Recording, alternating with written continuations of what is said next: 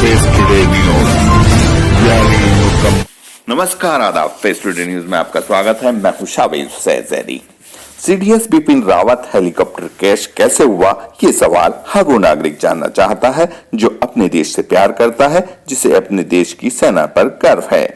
सबसे आगे बढ़ने से पहले मेरा उन देश के शहीदों को नमन और श्रद्धांजलि, साथ ही साथ साथियों से यह भी अपील है कि हमारे इस चैनल को सब्सक्राइब कर लें और बेल आइकन प्रेस करें, जिससे तमाम अपडेट्स आप लोगों तक पहुंचती रहें।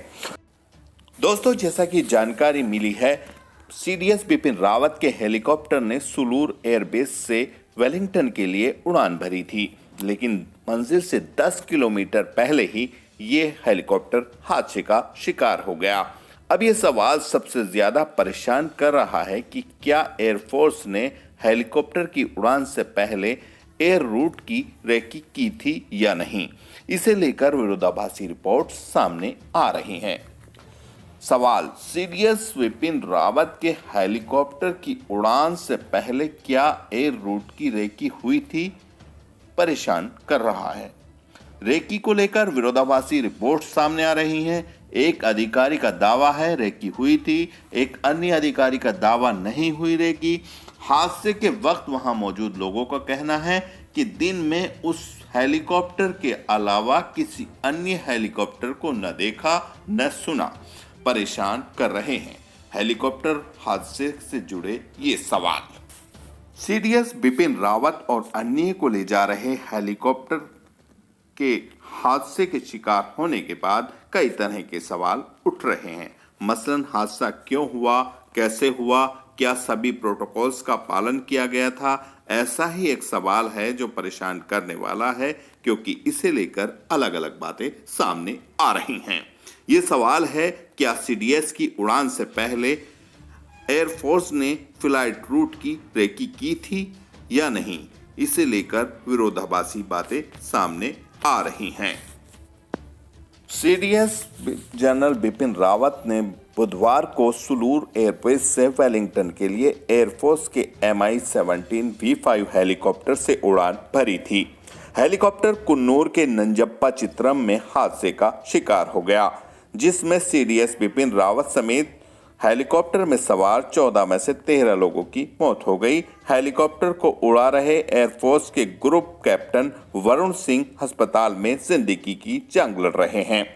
सुलूर एयरबेस के अधिकारी का दावा है कि 2 हेलीकॉप्टरों से रेकी हुई थी।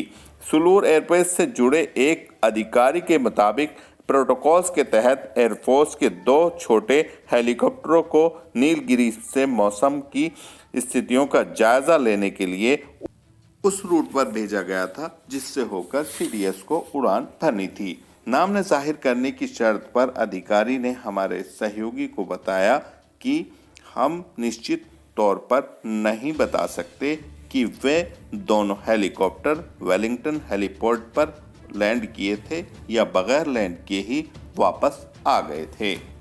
दूसरी तरफ वेलिंगटन स्थित मद्रास रेजिमेंटल सेंटर के एक सीनियर अधिकारी का कुछ अलग ही कहना है।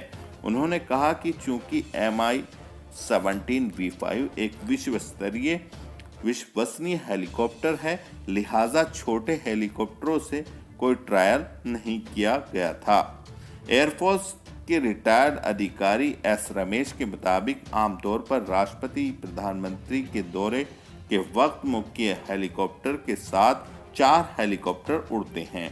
कुमार ने एयरफोर्स के अधिकारियों के जरिए इस बात की पुष्टि करने की कोशिश की कि क्या सीडीएस के हेलीकॉप्टर से पहले रूट की रेकी की गई थी या किसी अन्य हेलीकॉप्टर ने उड़ान भरी थी या नहीं, लेकिन इसकी पुष्टि नहीं हो पाई। नमजप्पा चित्रम में जहां हेलीकॉप्टर क्रैश हुआ, वहां चश्मदीदों का कहना है कि उन्होंने दिन के दौरान न किसी दूसरे हेलीकॉप्टर को देखा, न ही उसकी आवाज सुनी। एस रमेश इस हादसे के बारे में ये बताते हैं कि विमान में भूल हो सकती है, लेकिन एविएशन सिक्योरिटी के कंसल्टेंट मोहन रंगनाथन की आशंका इससे अलग है।